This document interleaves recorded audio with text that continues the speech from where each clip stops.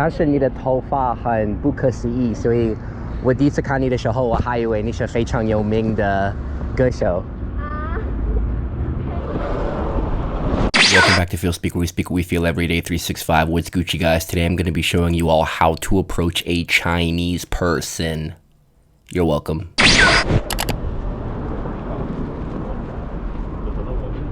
Excuse me, I have a question. Is this good Chinese food?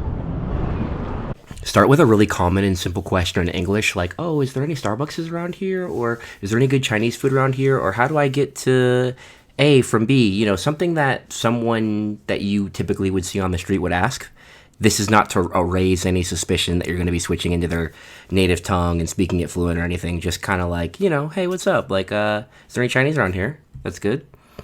To be honest, I don't know. It's not? So, I never go to this restaurant, but I do order some food delivery from this one. Yeah. But I don't know. So what's the best Chinese food over here then? Are y'all Chinese? Sorry, I don't know. Yeah, we are all Chinese. But, So I asked them a question about Chinese food, and then I said, are y'all Chinese? I think this is like some sort of psychological technique where you try to get them to establish credibility for the question that you just asked them. Like, why is it, how would you all know if it's good or not? Are y'all even Chinese? Like but I didn't say it like that. I think the way that I worded it, something like that, like there's some sort of power in that.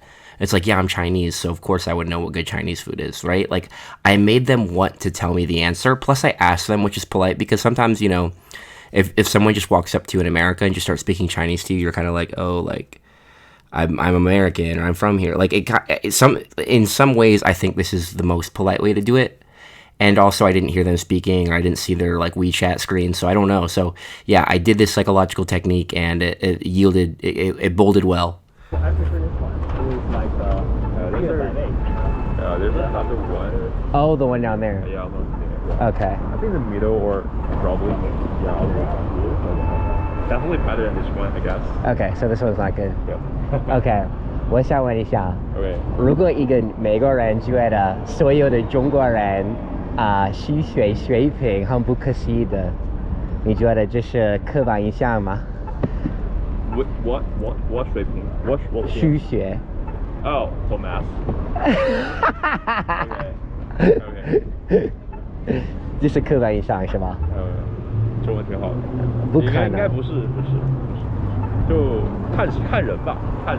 Yeah， 我是一般黑人，还有一般白人，但是我小时候在中国。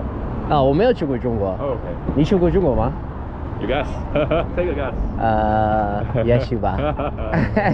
你是中国哪里的人？我北京的。北京。Yes.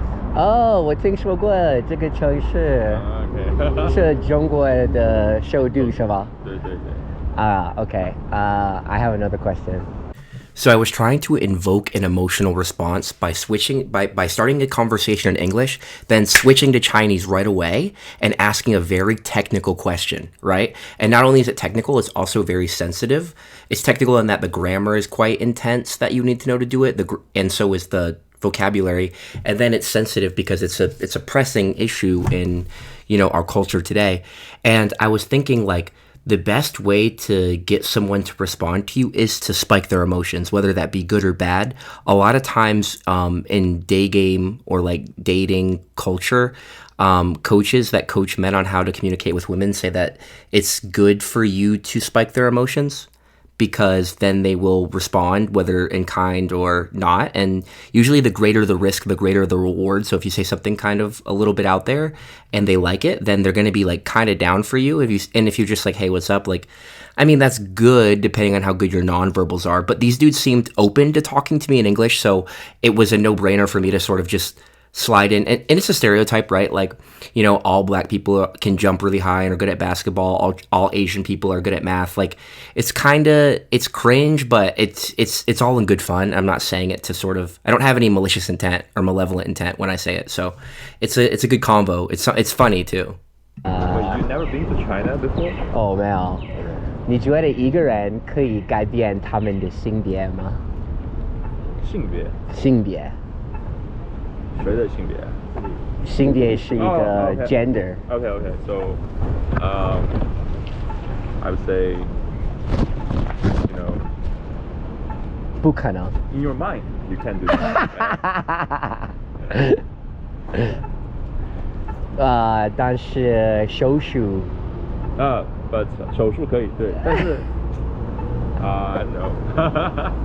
我们完全同意，因为在我工作的地方，我们有一个人，他是跨性别。Okay. 他看起来100%的女人，但是他说叫我男人，但是他的头发很长，所以就是有点奇怪的话题。但是大部分的美国人觉得他们 respect， right? 他们可以接受，但是我不能接受。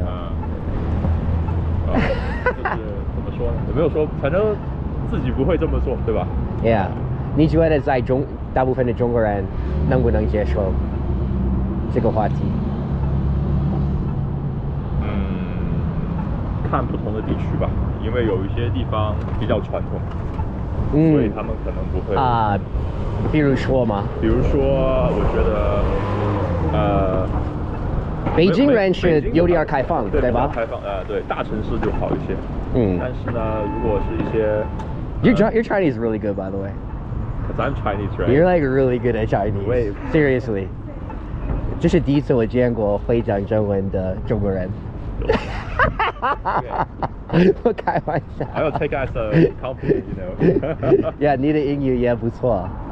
你在美国多长时间了？我在这边5年。5年？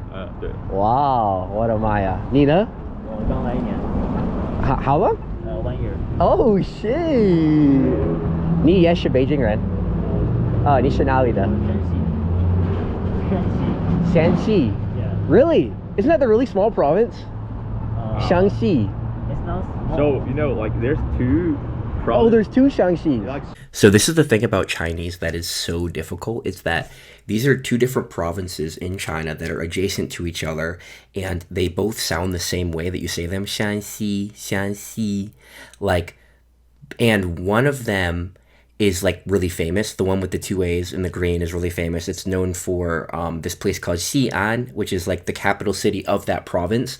And there's like this mausoleum of terracotta warriors, which were warriors that were created to protect the emperor in his afterlife, one of the emperors of China. So there's a lot of rich like history in Xi'an, and I think that's the one he's referring to. I think he lives in the cool one, the lit one, the one with 2 A's.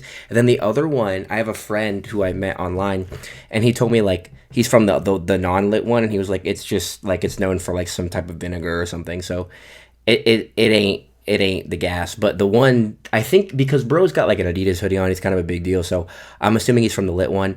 But yeah, it's interesting how like tones affect, like you have to train your mind to understand tones. Like Shanxi, Shanxi. Yeah, it's hard. But yeah, interesting. I mean, it's cool. Shanxi and Shanxi. Oh, which one are you from? Like the first one, Shanxi. It's a famous for its like 北方还是南方？ it's all in the, is there they're adjacent, you know. both things. Wow, adjacent. You know Yeah. a lot of vocabulary. I have to. 应该很聪明的人。 No, I'm not. Okay, another question. 如果你OK, 你现在没有孩子，对吧？但是如果以后你孩子告诉你，爸爸，我是同性恋，你能不能接受？ Well, I will respect him. 真的吗？ Yeah. Because, you know, they're my child. Right? 但是你是北京人，北京人非常传统。Nah, I don't think so. I'm just messing with you, bro. Okay. Thank you. By the way, is it cool if I use this for YouTube or no? Yeah, I think, because I saw your camera once. Did you see it? talked to He saw it too, bro. He kept looking at my chest. Oh, really? But you have masks on, so it's fine. But that's no fine. one will know. Yeah, No one will I know who you are. I know. That's fine? Yeah, that's fine. Cool. Thank you. What's your... So all in all, pretty good interaction, right? Like I chose to approach them. I asked them some sensitive questions. I spiked their emotions. We had some good laughter back and forth. I showed an appreciation for their language and their culture by spending 3 years to learn it and communicate in it. And also, like, I asked them if I could use this footage for YouTube, and they were down. And then we exchanged some contact information so they could watch it later too. And it's just kind of like, you know, when you're approaching other people or when you're thinking about approaching other people, you know, a lot of times you're kind of anxious or you're scared or you're risk what's it called? Risk adverse, and you're like, I don't know, I don't want to be bothering them, I don't want to disturb them, I don't want to make them uncomfortable. Because the last thing you want to do when you're approaching someone that you're interested in or approaching someone because you want to learn their language or you want to practice, you don't want to make them uncomfortable. And you know that deep down in your heart of hearts, and they probably know that too. Like, people really don't leave their house trying to put people in like uncomfortable situations. It's not common. And sometimes, you know, things go south and things don't go right, or maybe someone will just ignore you, or maybe someone won't understand you, or maybe like they don't want to talk, or maybe they're not in the mood, or maybe you're not in the mood. Like, at the end of the day, you can't ascribe all of this intent. You have to go out there and you have to do it and you have to try.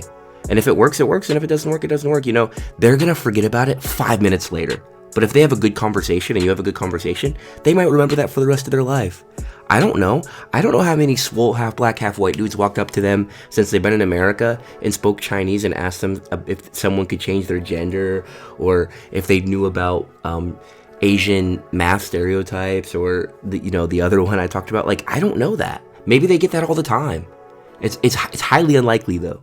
So, you know, all in all, good interaction. And I encourage you all to go out there and, you know, on your language journey or just on your journey to meet new people, to take that risk, take that first step to, you know, approach them and talk to the person that you're interested in and see where it goes.